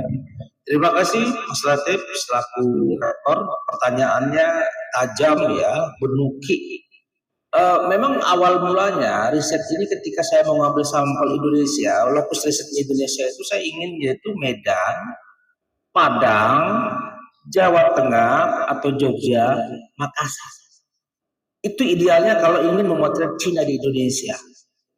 Karena ini dia paralel, cuman entitasnya berbeda. Dalam kelompok kohesi sosial, dalam struktur sosiologi yang berbeda. Akan tetapi karena dananya juga nggak cukup gitu, akhirnya saya coba lokusnya Medan, walaupun saya mencoba mengeneralkannya dengan riset tersendiri gitu, alasan-alasan ilmiah yang memang bisa saya jawabkan. Itu yang pertama. Malaysia, sebagaimana saya sampaikan tadi, saya kepingin awalnya itu lokus risetnya itu di daerah Pulau Penang, Perak, Kedah. Kedah ini kan kuat ya, kayak Padang gitu ya, kayak Sumatera Barat gitu. Kita mau lihat bagaimana interaksi komunikasi dalam sistem sosial etnis Tionghoa ini mampu survive ya, gitu. Saya inginnya seperti itu gitu. Lalu kita lihat daerah wilayah Terengganu, Malaka yang memang entitas Tionghoanya kuat gitu. Nah, tetapi juga karena kendala. Nah, saya coba ambil Perak dan Penang plus Selangor karena itu memang sejalan kalau kita mau dari Penang mau ke Kuala Lumpur itu kita lewati. Kenapa saya mengambil kampus gitu? Kampus dan birokrasi atau politikus. Ini harus saya jelaskan dulu batasan dalam riset ini. Karena representasi yang sering terjadi pergaduhan dalam dunia media sosial itu bisa dipertanggungjawabkan. Mungkin ya, makanya saya ajak kawan-kawan tadi coba cek di YouTube ya. Itu ada perdebatan parlemen Malaysia yang komplain, you tak menggunakan bahasa Melayu, you hidup di tanah Melayu gitu. Nah, ya you kenapa bisa bahasa Inggris ketimbang bahasa Melayu gitu. Nah, banyak hal gitu. Begitu juga bagaimana kemampuan tidak hanya sebenarnya etnis Tionghoa, etnis Melayu juga di Malaysia juga itu anak-anak Gen Z-nya itu lebih senang pakai bahasa Indonesia karena intervensi media, intervensi movie, film, sinetron ya. Mereka lebih senang kalau kita main-main di KLCC itu lu gue gitu. Bahasanya seperti itu gitu. Nah, begitu kuatnya intervensi media dalam membentuk watak proses perilaku seseorang dalam kehidupan nyata. Nah, jadi kalau dalam bahasa dalam kajian linguistik itu ada namanya ekolinguistik. Nah, makanya kalau kamu komunikasi ini sebenarnya dekat dengan kajian-kajian semiotika, ekolinguistik. Ketika saya mendalami analisis ini, saya juga menggunakan pendekatan discourse content analysis untuk melihat case-case tertentu itu gitu. Nah, pertanyaannya bagus tadi. Ada labeling tertentu, khususnya untuk etnis Tionghoa yang ada di Indonesia, khususnya di Kota Medan ada kebun sayur. Tetapi saya tidak mendapatkan labeling itu di Jogja. Saya nggak mendapatkan labeling itu di Semarang. Saya nggak mendapatkan labeling itu di Padang, Aceh. Gitu. Tapi labeling itu saya hanya dapatkan di Medan. Gitu. Mungkin sejarah. Etnis Tionghoa masuk ke wilayah Sumatera khususnya. Saya tidak potret Jawa, walaupun nanti kita bisa mengeneralkan karena dipakai kajian kuantitatif gitu. Mereka datang ke Sumatera ini tidak hanya sebagai pedagang, tapi juga plus sebagai buruh perkebunan yang ada di tanah Sumatera, tanah Deli. Nah, kalau kita bagaimana sejarahnya kita lihat tentang orang kaya Cina itu siapa namanya itu yang di jalan pesawat itu siapa Pak? Jong Api gitu ya. Nah, kita bisa lihat dalam kajian sejarahnya. Beda dengan kondisi etnis Tionghoa yang ada di Malaysia. Mereka masuk itu bukan membuka perkebunan gitu, tetapi mereka pure sebagai pedagang, sebagai penakluk gitu ya. Penakluk bahwa kan pada saat itu kan jalur Selat Malaka kan menjadi jalur yang seksi sebagai jalur perdagangan. Jadi dua sejarah yang sangat bertolak belakang dan berbeda gitu. Walaupun mereka itu awal mulanya itu dari pinggiran periperi ya, secara kajian sosiologi di pinggir-pinggiran, tetapi mereka bisa menguasai bandar, kalau bahasa Malaysia bisa menguasai kota. Cuma sejarahnya itu berbeda gitu. Dua case yang berbeda. Jadi kalau memang dua case yang berbeda, kalau dia sebagai pedagang ya otomatis kan strata sosialnya itu kan memang high class gitu. Kalau menurut pemikiran saya gitu. Nah, lalu dua hal ini juga ini diperkuat oleh algoritma media. Nah, mungkin kalau kawan-kawan melihat di beberapa channel-channel YouTube, makanya saya katakan tadi etnis Tionghoa yang ada di Indonesia, mereka tuh berhati-hati betul untuk menggunakan diksi tertentu gitu, untuk melihat analogi tertentu gitu. Walaupun secara regulasi kebijakan negara sudah mengakui keberadaan bahwa ke etnis ataupun agama Konghucu yang saya katakan tadi, itu kan etnis Tionghoa ini kan nggak Konghucu, ada juga Buddha ya gitu. Nah, yang paling menarik sebenarnya selain memang penggiringan media, karena ini lokusnya lebih banyak lokus kajian komunikasi Pak Zia dan Bang Tambusai, lebih banyak lokus kajian komunikasi media, sehingga persoalan interaksi dalam pendekatan sosiologi murni itu tidak saya masukkan dalam kajian penelitian ini. Sebenarnya penelitian yang bagus itu adalah penelitian yang memberikan ruang pada orang lain untuk masuk kepada puzzle yang tidak kita isi gitu. Nah, saya sepakat mungkin next penelitian berikutnya bisa melihat tentang entitas ya etnis Tionghoa, labeling Cina kebun sayur misalnya. Itu menarik sebenarnya. Itu. Nah, lalu dengan pendekatan teori algoritma media di ruang-ruang hampa, mungkin dalam istilah komunikasi itu ada namanya echo chamber. Nah, ini kan siapa yang lebih banyak memproduksi media, siapa yang bisa memperbanyak memberikan framing-framing tertentu terkait tentang keberadaan etnis Tionghoa di kedua negara ini gitu. Nah, sehingga masyarakat periferi itu ya, kalau kita boleh bicara jujur, orang yang banyak menggunakan media itu yang memang literasi digitalnya itu sudah mulai agak bagus, agak melek itu ya secara strata sosial itu menengah ke atas Mas Latif. Jadi menengah ke bawah itu memang banyak yang melakukan ujaran kebencian gitu. Nah, lalu istilah bagaimana mereka melakukan proses resiliensi. Resiliensi itu bertahan yang tadi disampaikan oleh Prof. Jia, khususnya yang bukan generasi Gen Z gitu ya. Mereka sebenarnya kayak di Medan itu setahu saya itu ada orang dulunya itu yang memang menggunakan bahasa Mandarin atau bahasa Hokkien, saya nggak ngerti itu. Yang penting bahasa Cina gitu ya. Biasanya Cina gitu. Begitu juga di Malaysia. Akan tetapi penggemarnya, peminatnya rendah. Komunitas Cinanya sendiri juga terkadang mereka tuh nggak pede gitu. Ketika di ruang publik itu ada koran mereka baca, itu mereka lebih cari koran-koran yang lain gitu. Tapi kalau memang mereka tidak membaur, ya hanya kelompok mereka tersendiri, mereka tuh ada kepercayaan diri untuk membaca itu. Gitu. Nah, sama juga dengan di Malaysia sebenarnya. Etnis Tionghoanya walaupun ada lebih banyak media koran ya walaupun mau cetak ataupun media online itu lebih banyak di Malaysia yang menggunakan bahasa Hokkien atau bahasa Mandarin. Nah, jadi saya dengan persoalan ini saya teringat dulu di tahun-tahun 90 awal tahun 2000 mungkin kalau kawan-kawan di sini, ya masih ada nggak Aryan yang bahasa Mandarin di Medan? Dulu ada kan? Ada satu kan, benar kan? Nah, saya takut salah gitu. Nah, jadi tapi kalau mereka dalam kelompok tertentu mereka pede, tapi kalau di luar mereka nggak kurang pede gitu. Nah, ini ada semacam stereotype ya, yang mereka anggap bahwa kita tuh nggak senang dengan bau-bau unsur-unsur Cina, beda dengan kayak Malaysia. Tadi itu sudah disampaikan Bang Tambusai bahwa kalau di Malaysia ada nama toko udah pakai bahasa Melayu, pakai bahasa Cina lagi, tulisan Hokkien lagi gitu ya. Kalau di Medan kan jarang, nggak ada pernah kita dapatkan. Ada satu-satu, tapi nggak masif kayak di Cina. Jadi kayak di Malaysia. Sampai-sampai nama jalan juga, misalnya tokoh-tokoh ya, itu mereka pede untuk menggunakan dan itu diamini oleh kerajaan gitu, oleh kerajaan gitu. Tapi kalau di Indonesia, saya belum pernah mendapatkan khususnya Medan. Ada nggak nama jalan Cina? Toko Cina? Apa?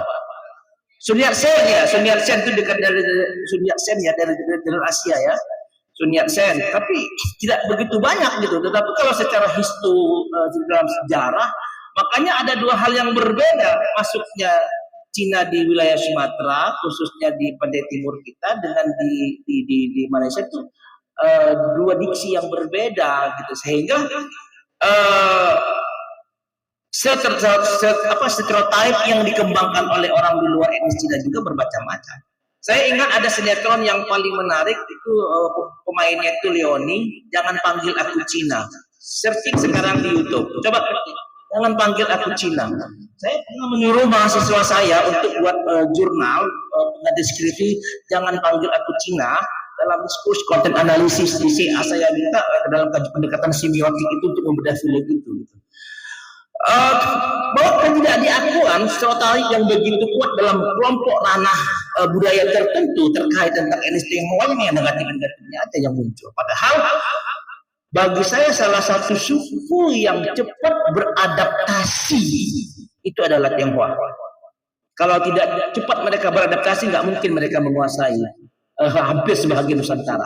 Nggak mungkin mereka bisa menguasai pentas global. Nggak mungkin mereka bisa menguasai politik global, ekonomi global. Kalau mereka tidak cepat beradaptasi. Mereka tidak hanya cepat beradaptasi melakukan proses asimilasi, tetapi mereka pintar dalam membaca isu-isu kebijakan. Mungkin demikian saya kembalikan. Oke, luar biasa ya. Nah, sepertinya termenung semua yang penjelasan yang top tadi dari Profesor Hasan Sazali. Kita berikan tepuk tangan dulu untuk Profesor Hasan Sazali kita. Ya, Prof Hasan dan Prof Tamrin, nampaknya peserta kita sampai tidak muat ini kursinya, sampai duduk-duduk di tribun pinggir ya. Jadi mungkin nanti Pak Usi, Pak Presiden, pertemuan yang akan datang mohon ditambah lagi kapasitas kursinya supaya peserta kita muat ya, cukup kuotanya tolong ditambah. Itu juga dengan Pak Ketua LP2M supaya ditambah juga kursinya, tolong dipertimbangkan. Baik, saya buka satu termin lagi. Jadi yang sudah angkat tangan dari tadi di Barat Daya tadi. Berkaitan dengan Tionghoa sebenarnya cukup menarik. Tadi saya sempat dengar soal Cina kebun sayur yang disampaikan oleh Prof. Jia ya. Dengan dulu saya pernah membuat semacam liputan khusus tentang Cina di Medan gitu ya. Yang paling menarik misalnya, jadi saya ceritakan ini supaya kita juga bisa membumikan riset-riset di UIN ini dengan hal-hal yang dekat dengan kita aja gitu. Misalnya Cina di Jalan Metal. Saya nggak tahu ya, pengetahuan kita tentang Cina Jalan Metal itu mungkin berbeda-beda. Tapi Cina Jalan Metal yang ada di sekitar Tanjung Mulia itu punya struktur sosial yang sangat luar biasa menurut saya. Mungkin karena mereka datang kemari karena sebagai sebagai orang yang pelarian ya. Jadi mereka pelarian, kemudian tinggal di jalan, turun dari Belawan nenek moyangnya, lalu kemudian berdiam di Jalan Metal. Jalan Metal itu sebutannya Cina Jalan Metal sih kalau di Medan ini sebutannya. Dan ini perlahan menurut saya sudah kurang tenar. Tapi secara sosial politik orang-orang Tionghoa yang berafiliasi dengan Cina Jalan Metal itu mayoritas atau kebanyakan itu unggul secara politik di Medan ini. Atau dengan kata lain, kalau mau menang secara politik, pegang aja Cina Jalan Metal. Jadi siapapun etnis Tionghoa yang misalnya menjadi anggota DPR misalnya, itu wajib istilahnya sowan ke masyarakat Jalan Metal itu. Keunikan yang ada di etnis Tionghoa Jalan Metal itu agak berbeda dengan Tionghoa kita yang ada di Sukarame. Yang menurut stigma di Medan itu Sukarame itu agak barbar. Tapi kalau di Jalan Metal itu secara ekonomi, secara struktur sosial masyarakatnya itu sangat kuat. Mereka juga tidak segan-segan misalnya mendukung calon non-Tionghoa dalam politik. Nah, kira-kira ini dalam riset yang pernah dilakukan Prof. Hasan, mungkin juga Prof. Tamrin, kira-kira fenomena semacam ini apakah ditemukan di daerah lain? Ya, dan kemudian juga kita juga jangan tutup mata, misalnya di Medan itu sudah 15 tahun ketua DPRD-nya Cina, Tionghoa. Itu juga sesuatu yang belakangan ini nggak pernah didiskusikan. Padahal itu menarik secara keilmuan ya, menurut saya. Ada Bang Hasim dan hari ini Wong Chung Sen yang kemudian ada marga tarikannya. Itu kan menarik juga tuh. Kok bisa ada tarikannya Mas Ratib ya kan? Begitu Mas Ratib. Dokter. Terima kasih. Itu aja dari saya. Terima kasih. Assalamualaikum warahmatullahi wabarakatuh. Luar biasa. Terima kasih. Kita berikan aplaus untuk Rosi ya. Satu lagi nih, kita kasih kesempatan. Oke. Ini mewakili perempuan ya. Representasi dari perempuan dan beliau adalah aktivis internasional. Silakan. Ambil muka ini buka. Ada semacam representasi wilayah dari etnis tertentu. Kalau Pak Roji tadi bilang Cina Metal, Jalan Metal itu mungkin mereka memang sudah tertempa untuk survive dan bertahan dan lain sebagainya. Ini ada kaitannya dengan pertanyaan dari Ibu Khatibah. Saya ingat buku yang ditulis oleh David J. Schwartz, The Magic of Thinking Big, berpikir besar dan berjiwa besar. Jadi dalam buku itu begini, mereka itu nggak punya masa saat ini, tapi mereka itu punya masa depan. Orang yang perantau-perantau itu dia berpikir, perantau-perantau itu kita lihat pasti berhasil, karena dia nggak punya masa ini, tapi dia punya masa depan. Mau nggak mau dia harus memutar otak, Mau nggak mau dia harus melakukan inovasi, berpikir kreatif dan sebagainya. Itu yang dilakukan oleh etnis Tionghoa yang ada di Indonesia. Kita kan pribumi bahasanya. Nah, istilahnya kan waktu yang digadang-gadang era-era Orde Baru kan pribumi dan non pribumi itu sebenarnya itu penyemangat bagi mereka sebenarnya. Mereka itu tidak punya masa ini, tetapi punya masa depan. Makanya tidak hanya pedagang kan, atlet-atlet, bulu tangkis kan rata-rata kan baru sekarang ya kita kenal Antonius Sulistyo Ginting, ya, Marga Pasaribu dulu mana ada, ya kan? Alan Budi Kusuma, Sudah itu Tionghoa semua. Kalau kita mau jujur, mereka merambah dunia artis, ada Agnes Monica, ada Giselle yang orang Medan. Mantannya Gading Martin kan gitu. Jadi orang komunikasi dia juga harus paham tentang infotainment gitu. Nah, jadi tidak hanya merambah di dunia ekonomi, politik, ya, tetapi mereka juga masuk ke entertain. Ini yang saya lihat. Gitu. Apalagi dengan banjirnya, ini agak melenceng sedikit Pak Rozi ya. Budaya K-pop kan secara kultur, secara apa kan beti-beti lah sama orang-orang Cina, Korea itu. Nah, cuman persoalannya pada dasarnya tuh mereka nggak suka dipanggil Cina.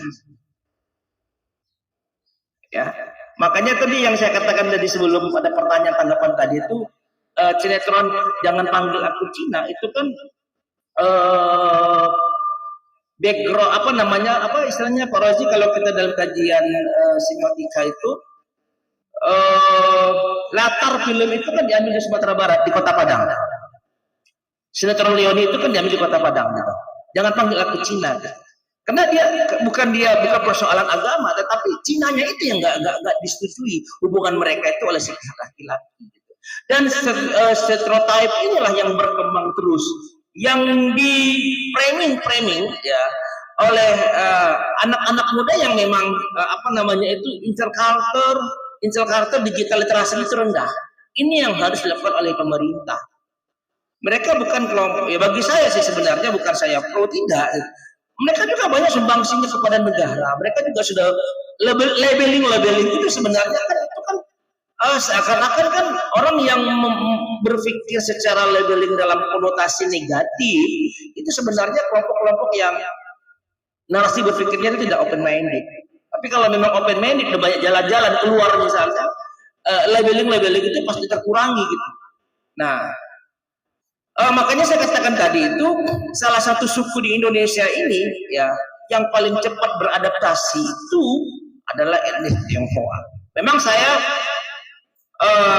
merasakan bahwa riset ini tidak menyentuh seluruh aspek apa yang diinginkan oleh para pembaca. Banyak puzzle yang kosong yang memang memberikan kesempatan kepada kawan-kawan untuk melakukan penelitian-penelitian selanjutnya. Mungkin penelitian ini bisa menjadikan penelitian awal.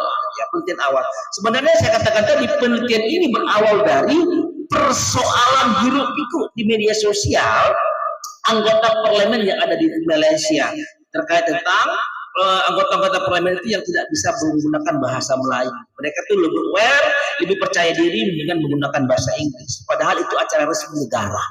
Ini yang menjadi pertanyaan. Jadi riset gapnya jelas gitu. Identitas kebangsaan itu salah satunya adalah bahasa. Tidak hanya etnis Tionghoa yang saya katakan di awal tadi, etnis Melayu juga nggak pede berbahasa Melayu. Udah ke Inggris kadang-kadang campur ya Melayu Inggris gitu. Beda kayak kita gitu. Apalagi tadi sepakat dengan yang disampaikan oleh Bang Tambu saya tadi. Ada pengakuan ya terkait tentang keberadaan bahasa Melayu Indonesia. Walaupun ini kok bisa diakui gitu. Kenapa kami tidak? Gitu. Orang masyarakatnya sendiri aja nggak confidence untuk menggunakan bahasanya. Nah makanya kan dalam kajian-kajian, mohon maaf, ekolinguistik, kalau saya salah saya mohon maaf, itu ada semacam regulasi kebijakan yang tidak tersebutkan dalam sebuah aturan tetapi disepakati dalam sistem sosial untuk menggunakan bahasa-bahasa idiom-idiom tertentu.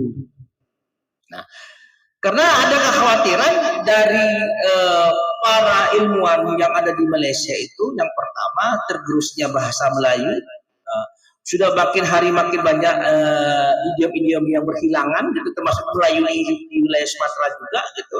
Ya kalau kita tidak lagi melestarikannya, siapa lagi? Nah makanya dalam pendekatan salah satu strategi yang harus dilakukan oleh pemerintah kita, oleh kita sendiri adalah memperkuat, mengembangkan kajian intercultural digital literasi ya dalam persoalan hubungan antar etnik ini. Nah, jadi sebenarnya kan dalam surah Al-Hujurat sudah jelas ya, Prof. Tamrin ya, ya ayuhan nas inna khalaqnakum min dzakari wa untha wa ja'alnakum syu'uban wa qabaila lita'arafu. Kita kan syu'uban wa qabaila lita'arafu itu ya. Mungkin Prof Jia yang bisa memahami, menafsirkannya lebih luas. Memang kita diminta Tuhan itu kan saling mengenal. Memang Tuhan ini kan membuat kita kan berbeda-beda. Supaya apa? Supaya kita tahu begitu besarnya ciptaan Tuhan ini, suku aja berapa di permukaan bumi ini, bahasanya berapa banyak di permukaan bumi. Intinya adalah bagaimana saling kenal mengenal. Kekuatan mengenal ini sebenarnya bisa dibungkus, bisa dibingkai dalam arti kata ya sama-sama menguntungkan lah sebagai khalifatul fil ard. Mungkin itu sebagai kata kunci. Annal arda yarithuha min ibadiyas salihin. Bumi ini diwariskan oleh Tuhan untuk orang-orang yang saleh. Orang-orang yang saleh itu tidak hanya dia taat, tetapi secara ya, ibadahnya, mohon maaf kalau saya salah, tetapi juga hablum minallahnya bagus, hablum minannasnya bagus. Hablum minannas ini adalah tidak memandang, menjustifikasi secara cepat, melakukan prejudice, ya, melakukan hate speech, melakukan stereotype yang salah, khususnya di media sosial. Karena ini kajiannya lebih banyak di media sosial. Mungkin itu saya kembalikan kepada moderator. Lebih dan kurang, mohon maaf. Terima kasih atas segala masukan, perhatiannya. Saya akhiri. Assalamualaikum warahmatullahi wabarakatuh. Waalaikumsalam warahmatullahi wabarakatuh. Ya. Satu sebagai final statement dari Profesor Tamrin. Silakan, Bro. Baik, saya kira tadi sudah sangat komprehensif peneliti. Ya, tentu menginspirasi. Ya, inspirasi dalam arti tadi sebagaimana beliau sampaikan, ini studi awal, tentu ya masih terbuka, studi-studi lanjutan, ya lahan masih terbuka, background case banyak, termasuk tadi yang dibilang Roji, ya, ketua DPR Medan, DPRD Medan 15 tahun, nah itu juga bisa jadi background, dan banyaklah tadi ya, Cina Kebun Sai, Cina Metal, macam-macam lah itu tadi. Termasuk juga komunikasi global itu kan think globally, act locally gitu ya. Jadi meskipun mengglobal tapi tetap juga harus mengangkat yang locally. Jadi globally locally based, berbasis lokal. Artinya budaya-budaya lokal, tradisi lokal, nah itu tetap terlestarikan, terbudayakan, dan bisa mengglobal kemudian.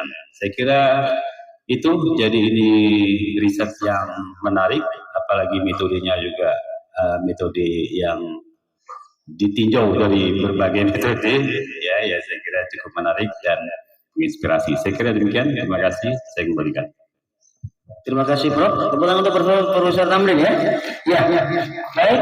Hari ini sekalian, Bapak Ibu, para intelektual, para ilmuwan, para akademisi, para dosen, para mahasiswa UIN Sumatera Utara Medan, kita sudah hampir 3 jam ya bicara tentang diseminasi penelitian Profesor Hasan ini yang berjudul Komunikasi Global Identitas Tionghoa di Indonesia dan Malaysia. Dan ini sudah terbit bukunya, silakan nanti dapat dimiliki ya, dijumpai, dibeli di toko-toko buku terdekat, termasuk sudah dijual di toko buku Salemba ya. Sudah ya, Bro, nanti toko buku Salemba atau langsung menghubungi pihak administrator di Fakultas Dakwah dan Komunikasi, nanti bisa dimiliki. Nah, beliau membawa beberapa buku sebagai bingkisan, nanti akan diberikan kepada para audien yang ada di sini yang terpilih ya. Barangkali mungkin Bro bisa ditemakan yang sebelah sana ya, Bro, yang paling jauh, yang ada di tribun sana, itu bisa diutamakan karena kita mementingkan kaum-kaum yang agak terpinggirkan gitu ya, kaum yang marginal. Jadi ini bukan marginal secara sosial, tapi marginal secara tempat saja. Karena circumstance yang kebetulan seperti ini. Kursinya tidak cukup ya Pak Usi, Pak Presiden, kalau nanti ditambah kursinya sehingga agak banyak sedikit. Baik, Bapak Ibu sekalian, memang bicara Cina ini sangat menarik, ya, sangat menarik. Saya punya pengalaman di Australia. Supervisor saya salah satunya Cina. Saya punya 2 supervisor, satu orang Australia asli, satu orang Cina. Dan beliau lebih berpikir global, tidak lagi berpikir tentang identitas kedaerahan kecinaannya, tapi berpikirnya sudah open minded, jadi sudah hilang rasa Cinanya itu. Dengan saya, mungkin ketika dengan keluarganya berbeda ya, tapi artinya bisa menempatkan sesuatu pada tempatnya, sebagaimana dikatakan oleh Profesor Tamrin tadi. Menarik yang dikatakan oleh Profesor Hasan Sazali, kita ingat salah satu makalah ya, bahwa al-muhafadzatu al-qadimi sholih wal ahdu bil jadidil aslah. Kira-kira begitu. Jadi mempertahankan sesuatu yang lama yang bagus dan berinovasi membuat sesuatu yang baru yang lebih menarik atau lebih bagus. Mungkin itu yang diinginkan oleh Profesor Hasan Sazali. Para orang Cina baik di Indonesia maupun di Malaysia, mereka tidak meninggalkan identitas budayanya, tapi mereka juga tidak tertutup dengan budaya-budaya temuan-temuan yang baru atau sesuatu yang baru yang inovatif. Jadi keresahan-keresahan yang timbul tadi, misalkan para anggota DPR di Malaysia, anak-anak muda di Malaysia, kandidat di Malaysia yang tidak lagi dalam tanda kutip bisa bicara bahasa Melayu atau bahasa Hokkien, tapi lebih senang bahasa Inggris karena pengaruh dari media sosial yang itu dikatakan oleh Noam Chomsky sebagai konteks manufacturing concern gitu ya, dan itu terjadi, itu lambat laun bisa ditangani. Jadi penelitian selanjutnya bisa mengarah ke situ karena masih ada celah-celah penting yang bisa dikaji dari apa yang disebutkan oleh Profesor Hasan Sazali. Baik, barangkali itu closing remark atau konklusi ya, kesimpulan dari apa yang kita diskusikan pada pagi hari ini. Kesimpulan besarnya adalah diskusi ini menarik ya. Tepuk tangan untuk Profesor Hasan Sazali. Baik, terakhir kita ingin yel-yel khusus dari LP2M.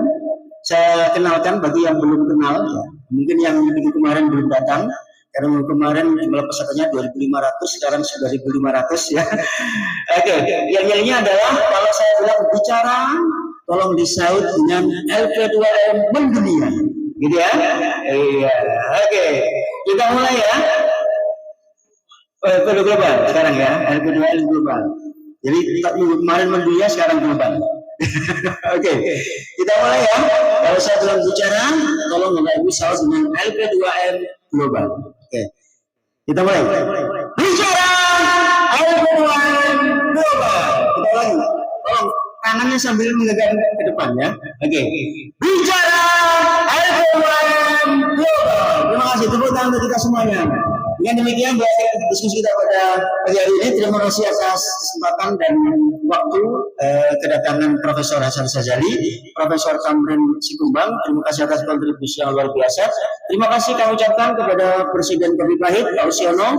Terima kasih kepada Ketua LP2M Sumatera Utara Medan yang telah menyelenggarakan kegiatan dengan luar biasa. Saya sebagai moderator apabila ada salah kata, mohon maaf yang sebesar-besarnya.